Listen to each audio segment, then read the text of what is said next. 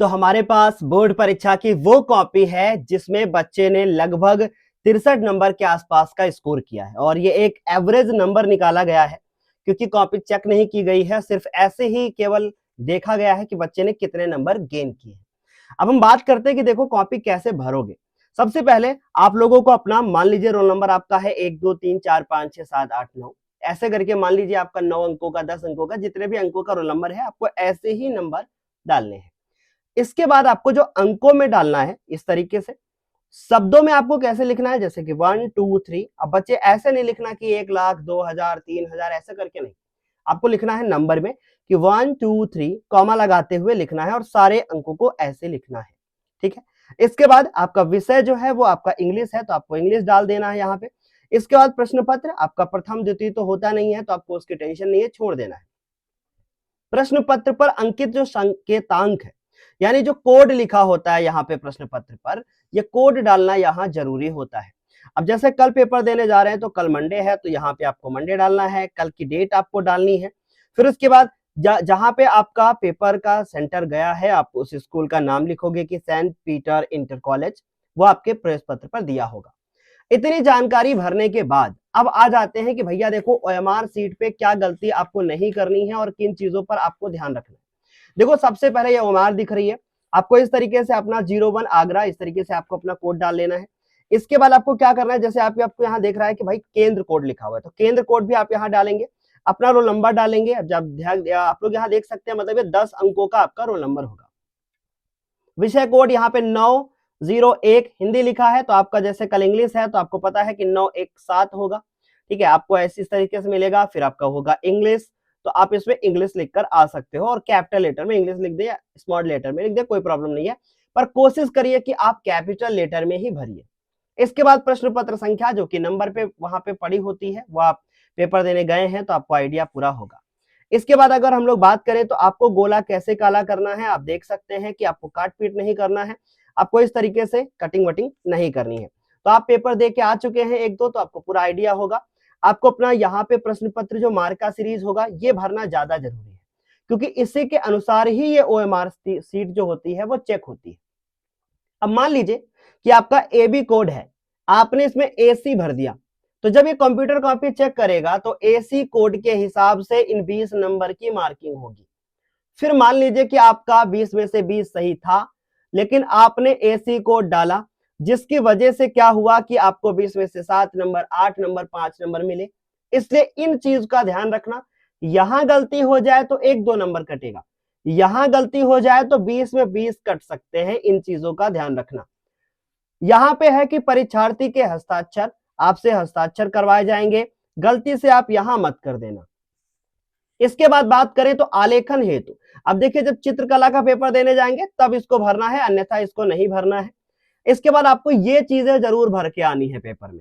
अब जैसे मान लीजिए कि पहले का पहला था तो यानी कि पहले का ए था, दूसरे का भी ए था, पांचवे का बी था तो देखिए पांचवे में बी भरा हुआ है। जो हस्ताक्षर आप यहां करेंगे सेम हस्ताक्षर आप यहां भी करेंगे। इसके बाद यहाँ पे आपको पहला और दूसरा अक्षर भरना है। आई होप आपको एमआर भरना आ चुका होगा। अगर कोई भी चीज का डाउट रहता है तो आप अपने जो क्लास टीचर आपका हो आप उससे वहां पे पूछ सकते हैं। अब बात करते हैं कि देखो भैया अब पहला है कि यहाँ पे क्वेश्चन नंबर 1। अब ये आपको पता है कि ये हमारा अनसीन पैसेज आता है और उसके आंसर्स आपको ऐसे लिखने हैं। बच्चे ने बहुत सुंदर तरीके से लिखा है कि पहले का ए आता है तो ए लिखा है, बी है, सी है, डी है। सभी को यह बात बहुत अच्छे से पता है कि अनसीन पैसेज आपका 7 नंबर का आता है। 2 नंबर का ये क्वेश्चन होता है, 2 का ये होता है, 2 नंबर का ये होता है और 1 नंबर का आपका ये क्वेश्चन होता है। इसके बाद मुन्ना अगर हम लोग बात करें तो आप देख सकते हो कि यहाँ पे आपसे पूछा गया है कि क्वेश्चन नंबर 2 और बच्चे ने क्या किया हुआ है। अब देखिए यहाँ पे आपको क्या करना है, आपको अलर्ट रहना है। अब कैसे अलर्ट रहना है, जरा ध्यान से हमारी बात को ध्यान से सुनो।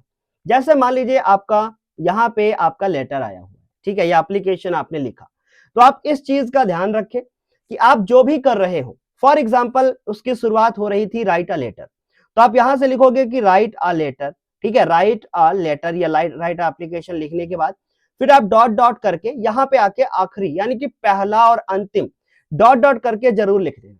इससे क्या होता है कि एग्जामिनर को आइडिया रहता है कि आपने कौन सा किया हुआ है।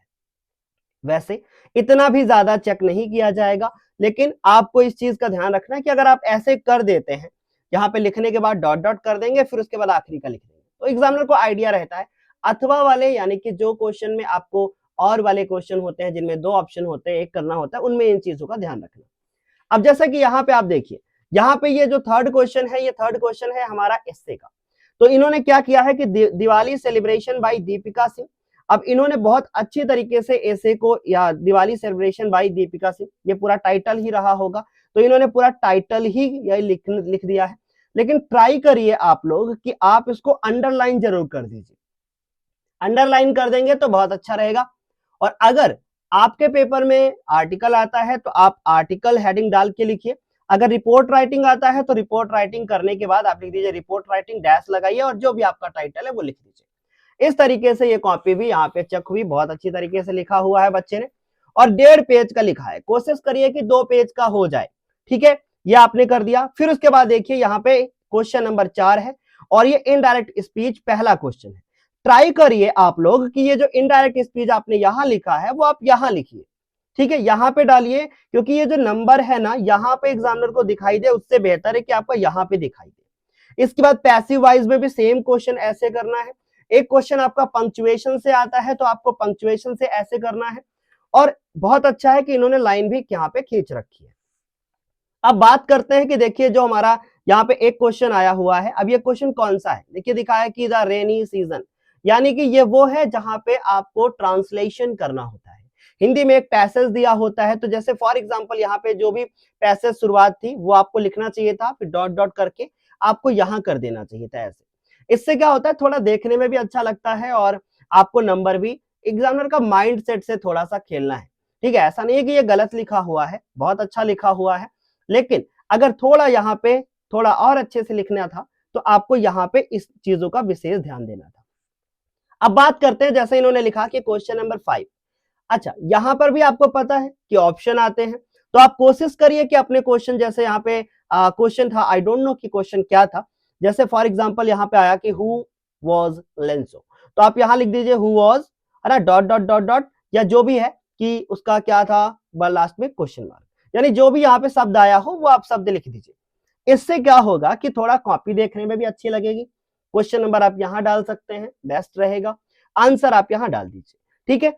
इसके बाद मेरी बात सभी को समझ में आ रही होगी, या आप ऐसे कर सकते हो कि आप यहां पे डाल सकते हो आंसर, फिर आंसर नंबर या क्वेश्चन आंसर नंबर, या आप सिर्फ आंसर नंबर ही डाल सकते हो, कोई प्रॉब्लम नहीं। इसके बाद बात करते हैं, देखिए इन्होंने दूसरा किया तो वहां पर भी उन चीजों का ध्यान रखना। अब यहाँ पे है कि क्वेश्चन नंबर 6, ये इंट्रोडक्शन है, फिर अफ्रेड ऑफ फ्लाइंग है, यानी एक लॉन्ग आंसर है, काफी अच्छे से लिखा है, लेकिन एक बहुत बड़ी गलती भी करी है।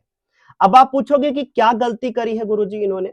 देखो, अब ये क्वेश्चन नंबर 6 था, सबसे बड़ी गलती यह की कि इन्होंने क्वेश्चन नंबर 6 लिखा और यहां पर लाइन खींच दी। अब एग्जामिनर क्या सोचेगा, बताइए, एग्जामिनर क्या सोचेगा कि ये क्वेश्चन यहां से शुरू है और यहां पर समाप्त है। अब ये इसको चेक करेगा, इसका मान लीजिए जितने नंबर का क्वेश्चन था वो नंबर काट लेगा, और फिर आपसे बहुत बड़ी गलती हो जाएगी। फिर आगे वो देखेगा, फिर कंफ्यूजन में आएगा, तो उसको बार बार सोचना ना पड़े, आपको ऐसी चीजों पे ध्यान रखना है। ये लाइन आपको क्वेश्चन समाप्त होने के बाद ही करना है, ठीक है। इसके बाद आते हैं, देखिए इन्होंने बार बार लाइन खींच रखा है, बट इन चीजों का बेटा आपको एग्जाम में ध्यान देना है, लास्ट में कंक्लूजन है। अब क्वेश्चन नंबर 7, अब जैसे आपने यहाँ पे 4 लाइन की पोयम लिखी है, तो आपको यहाँ लिखना पड़ेगा कि भाई 4 लाइन पोयम, आपने हेडिंग डाला, क्या लिखा आपने, 4 लाइन की पोयम है, तो आपने लिख दिया कि भैया 4 लाइन जो है हमने पोयम लिख दिया, ठीक है। अच्छा, जिसकी भी लिख रहे हो, अगर आपको पोयम का आइडिया है कि पोयम का नाम पता है, तो आप पोयम का नेम भी डाल दीजिए।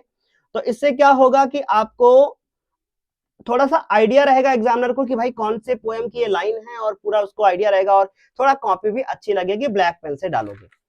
अब यहाँ पे आते हैं, देखिए इन्होंने फायर एंड आइस में लिखा है, बट ये क्या लिखा हुआ है मुझे पता है, एग्जामिनर को भी पता है कि ये सेंट्रल आइडिया है, बट आई विल ट्राई कि भाई हम आपको पूरा बता सके। तो बच्चों देखो, फायर एंड आइस था, बट ये क्या था, तो आपको यहां लिखना था कि सेंट्रल आइडिया। क्या लिखना है, आपको लिखना है सेंट्रल आइडिया, और उसके बाद अब यहाँ पे फायर एंड आइस लिखना है, ठीक है बच्चों। अब आते हैं क्वेश्चन नंबर 9 पे। अब आप यहाँ देखो, लिखा है कि मैक्स वाज, है ना, ये पूरा इन्होंने बहुत अच्छे से किया है, बट क्वेश्चन वैसे ही डाल दीजिए जैसे हमने आपको बताया। देखिए, अच्छाइयां तो आपको बताने वाले बहुत सारे लोग मिल जाएंगे, इसके बाद देखिए इतना बड़ा लॉन्ग आंसर लिखना सफिशियंट है, बट आप कोशिश करिए कि जब भी आप लॉन्ग आंसर लिखिए तो उसको एक ही पैराग्राफ में मत खत्म करिए। आप इसको कोशिश करिए कि थोड़ा सा बड़े बड़े जो पैराग्राफ है ना, उनको आप छोटे पैराग्राफ में आप इनको चेंज कर दो।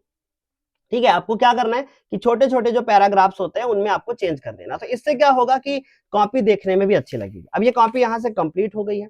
अब कुछ चीजों का आपको ध्यान रखना है, जैसे कि पहली चीज आपको एग्जाम में क्या नहीं करनी है, आप ध्यान दीजिए कि पेज ना छूटे। क्या आप एग्जाम में ध्यान दीजिए कि पेज ना छूटे, इस चीज का ध्यान रखिए।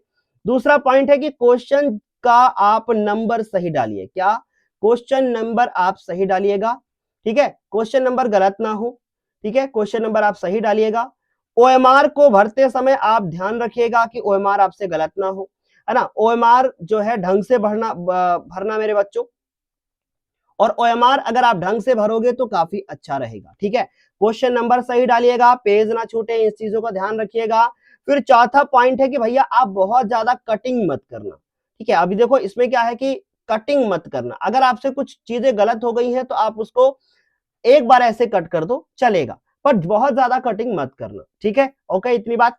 फिर उसके बाद अगर हम बात करें, कल आपको 3 घंटे मिलेंगे और 3 घंटे का आपको क्या करना है, सही प्रयोग करना है। आप सोच लीजिएगा एक बार एक मॉडल पेपर को देख कर कि भैया हमें कितने समय में कौन सा खत्म करना है, कितनी देर में हमारा पेपर हो जाना चाहिए था।